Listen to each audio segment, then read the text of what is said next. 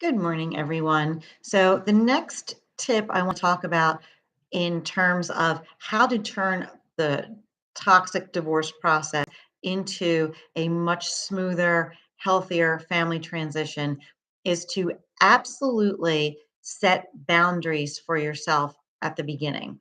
Part of what makes divorce, just a teeny part of what makes divorce so incredibly scary and uncomfortable is that we are literally severing ourselves from a person and a situation that we have been hardwired over many, many years to feel intimately connected to.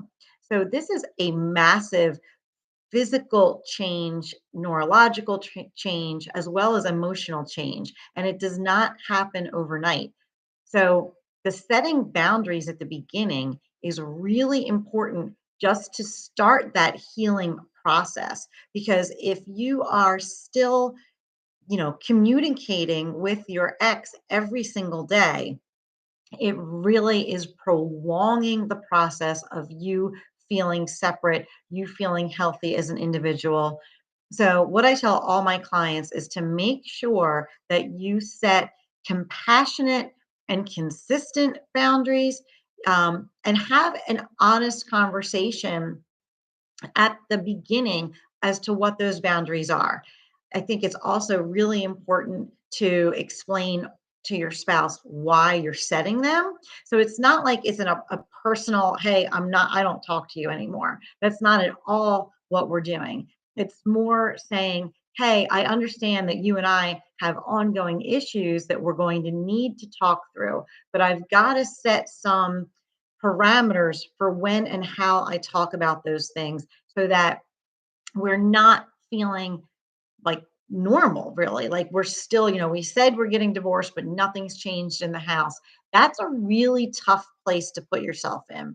So, as uncomfortable as the boundaries might feel at the beginning, think about what is going to give you some blocks of time where you can just decompress, know you're not dealing with the stress of a divorce and not having to feel sort of like under attack or bombarded by issues surrounding your divorce. And a lot of people feel that way, even though it's not at all the intention of your spouse to make you feel that way. I don't think. I think when I see that happen, it's more from your spouse is so stressed out, so overwhelmed that they're feeling anxious to get things done. So they're reaching out to you and they want you to be sort of relieving that stress in them by addressing their concerns. So you never ignore your spouse when you're setting boundaries and you're feeling like, okay, I need to give myself some peace. I need to step back. You always respond so that they know you hear them. You say, hey, I got your text, but I need to take a day to decompress, think it through, whatever you want to say. But you give them the reassurance that they're heard, that it will be addressed. And what I always really like to have clients do is to select a time that works for both of you, that you know that you two will talk about these things either in an email exchange or actual conversation, depending on your level of trust and your ability to stay calm. But definitely having that time set aside where then you can go back through the week, see if there were texts that you got that you maybe didn't respond to, and see if any of those things need to be addressed later in the week.